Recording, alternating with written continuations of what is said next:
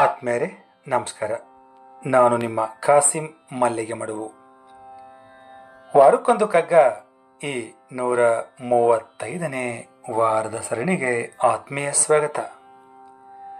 ಮನೆ ಗುಂಡಪ್ಪನವರು ಏನು ಹೇಳ್ತಿದ್ದಾರೆ ಬನ್ನಿ ಕೇಳೋಣ. ಅರ್ಣವವ ಕಣ್ಣಿಂದೆ ಕಂಡ ಬೆರಗಾದೀತೆ, ಅರ್ಣವವ ಕಣ್ಣಿಂದೆ ಕಂಡ ಬೆರಗು ಆದೀತೆ, ವರ್ಣನೆಯ ನೋದಿದೊಡೆ ತೆರೆ ನೆನೆಸಿದೊಡೆ, ವರ್ಣನೆಯನ್ನು ಓದಿದವಡೆ ತೆರೆಯನ್ನು ಎಣಿಸಿದವಡೆ, ಪೂರ್ಣ ವಸ್ತು ಗ್ರಹಣವ ಪರೋಕ್ಷದಿಂದ ಹುದು, ಪೂರ್ಣ ವಸ್ತು ಗ್ರಹಣ ಅಪರೋಕ್ಷದಿಂದ ಅಹುದು, ನಿರ್ಣಯ ಪ್ರತ್ಯಕ್ಷ ಮಂಕುತಿಮ್ಮ. ಅರ್ಣವ ಅಂದರೆ ಸಮುದ್ರ ಕಡಲು, ಬೆರಗು ಅಂದರೆ ಆಶ್ಚರ್ಯ, ವರ್ಣನೆಯ ಅಂದರೆ ವಿವರಣೆಯ, ತೆರೆಯನ್ನು ಅಂದರೆ ಅಲೆಯನ್ನು, ಗ್ರಹಣವ ಅಂದರೆ ಗ್ರಹಿಕೆಯನ್ನು, ಅಪರೋಕ್ಷ ಅಂದರೆ ಪರೋಕ್ಷವಲ್ಲದ್ದು, ಪ್ರತ್ಯಕ್ಷ ನಿರ್ಣಯ ಅಂದರೆ ಅರ್ಥಕೊಳ್ಳೋದು. ಪ್ರತ್ಯಕ್ಷವಾಗಿ ಕಾಣದೆ ಕೇವಲ ಪುಸ್ತಕದಲ್ಲಿನ ವರ್ಣನೆಯನ್ನು ಓದಿ ಸಮುದ್ರದ ಬೆರಗನ್ನ ಅನುಭವಕ್ಕೆ ತಂದುಕೊಳ್ಳೋದಕ್ಕೆ ಸಾಧ್ಯವೇ ಸ್ನೇಹಿತರೆ? ಇಲ್ಲ ಅಲ್ವೇ? ಅಥವಾ ಸಮುದ್ರದ ಮೇಲೆಳುವ ಅಲೆಗಳನ್ನು ಎಣಿಸಿದ್ರೆ ಸಮುದ್ರದ ಸೊಬಗು ಅನುಭವಕ್ಕೆ ಬರ್ತದೆ? ಇಲ್ಲ. ಅದನ್ನು ಅರಿಬೇಕು ಅಂತಂದರೆ ಪ್ರತ್ಯಕ್ಷವಾಗಿ ನಾವು ನೋಡಬೇಕು, ಅದರ ಸೊಬಗನ್ನು ಸವಿಬೇಕು. ಅದೇ ರೀತಿ ಯಾವುದೇ ವಸ್ತುವಿನ ನಿಜ ಸ್ವರೂಪವನ್ನು ಅರಿಯೋದಕ್ಕೆ ನಾವೆಲ್ಲ ಪ್ರತ್ಯಕ್ಷವಾಗಿ ನೋಡಬೇಕು, ಹಾಗೆಯೇ ಅನುಭವಿಸ್ಬೇಕು. ಪ್ರತ್ಯಕ್ಷ ಅನುಭವ ಆದರೆ ಆವಾಗ ಮಾತ್ರ ಒಂದು ವಸ್ತುವನ್ನು ನಿರ್ಣಾಯಕವಾಗಿ ಅರಿಯೋದಕ್ಕೆ ಸಾಧ್ಯ ಅಂಥೇಳಿ ಇಲ್ಲಿ ಮಾನ್ಯ ಗುಂಡಪ್ಪನವರು ಹೇಳ್ತಿದ್ದಾರೆ ಸ್ನೇಹಿತರೆ. ದೂರದ ಬೆಟ್ಟ, ಗಿರಿ, ಶಿಖರಗಳು, ವನರಾಶಿಗಳು ಎಲ್ಲವೂ ಹಾಗೆ ಅಲ್ವೇ? ಅದರ ವೈಶಾಲ್ಯ, ಸೌಂದರ್ಯವನ್ನು ನಾವು ಅದರ ಒಳಹೊಕ್ಕೆ ನೋಡಬೇಕಾಗ್ತದೆ, ಅನುಭವಿಸ್ಬೇಕಾಗ್ತದೆ, ಹಾಗೆಯೇ ಆನಂದಿಸಬೇಕಾಗ್ತದೆ.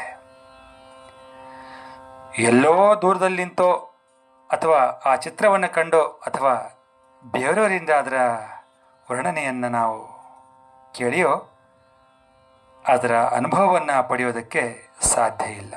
ಅದು ಕೇವಲ ಇಷ್ಟಕ್ಕೆ ಸೀಮಿತ ಅಲ್ಲ. ನಮ್ಮ ಸಂಪರ್ಕಕ್ಕೆ ಬರುವ ವ್ಯಕ್ತಿಗಳ ಅಥವಾ ನಾವು ಓದುವ ವಿಚಾರಗಳ ವೈಶಾಲ್ಯವನ್ನು ಅರ್ಥ ಮಾಡಿಕೊಳ್ಳೋದಕ್ಕೆ ಕೂಡ ನಾವು ಆಳದಲ್ಲಿ ನೋಡಬೇಕಾಗ್ತದೆ. ಒಂದು ವಿಚಾರವನ್ನು ತೆಗೆದುಕೊಂಡ್ರೆ ಅದರ ಮೂಲವನ್ನು ಅರ್ಥಾಗ ಅದು ಬಾಹುಳ್ಯ ಅಥವಾ ಮತ್ತು ವಿಸ್ತಾರ ನಮಗೆ ಅರ್ಥ ಆಗ್ತದೆ. ಆ ವಿಷಯದ ಸೂಕ್ಷ್ಮತೆಗಳ ಅನುಭವವಾಗಿ ಅದನ್ನು ಸಂಪೂರ್ಣವಾಗಿ ಆಸ್ವಾದಿಸೋದಕ್ಕೆ ಸಾಧ್ಯ ಆಗ್ತದೆ. ವ್ಯಕ್ತಿಗಳ ಮನಸ್ಸೂ ಸಹ ಸಮುದ್ರದ ವೈಶಾಲ್ಯವನ್ನು ಹೊಂದಿರ್ತದೆ. ಒಬ್ಬ ವ್ಯಕ್ತಿಯನ್ನು ಸಂಪೂರ್ಣ ಅರಿಯೋದಕ್ಕೆ ಯಾರಿಂದಲೂ ಕೂಡ ಸಾಧ್ಯವಿಲ್ಲ ಸ್ನೇಹಿತರೆ. ಆದರೂ ಅವರ ವಿಚಾರಗಳನ್ನು ನಮ್ಮ ಪೂರ್ವಾಗ್ರಹ ರಹಿತವಾದ ಮನಸ್ಸಿನಿಂದ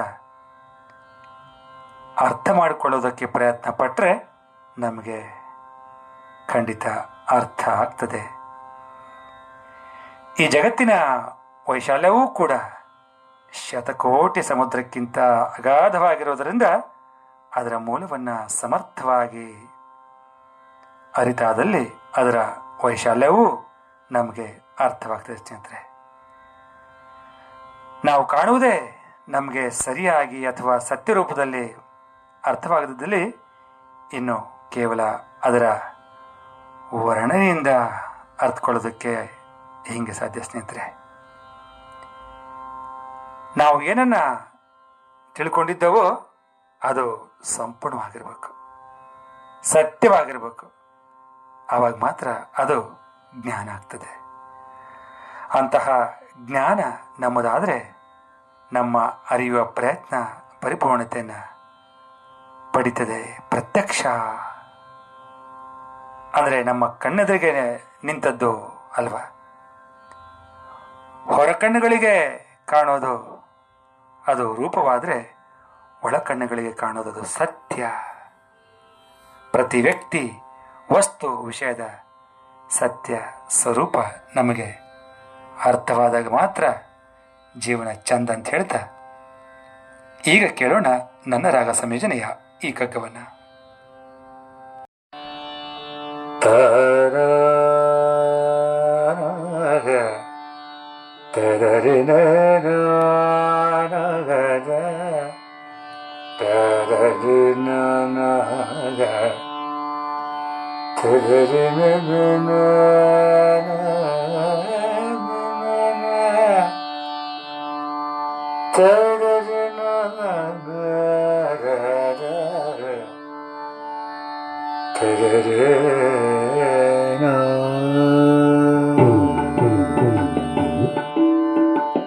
ಅರ್ಣವ ಕಣ್ಯದೆ ಕಂಡ ಬೆರಗಾದತೆ, ಅರ್ಣವ ಕಣ್ಯದೆ ಕಂಡ ಬೆರಗಾದತೆ, ವರ್ಣನೆಯ ನೋದಿದೊಡೆ ತೆರೆಯನು ಎಣಿಸಿದೊಡೆ, ವರ್ಣನೆಯ ನೋದಿದೊಡೆ ತೆರೆಯನು ಎಣಿಸಿದೊಡೆ, ಪೂರ್ಣ ವಸ್ತು ಗ್ರಹಣ ಅಪರೋಕ್ಷದಂದಹುದು, ಪೂರ್ಣ ವಸ್ತು ಗ್ರಹಣ ಅಪರೋಕ್ಷದಂದಹುದು,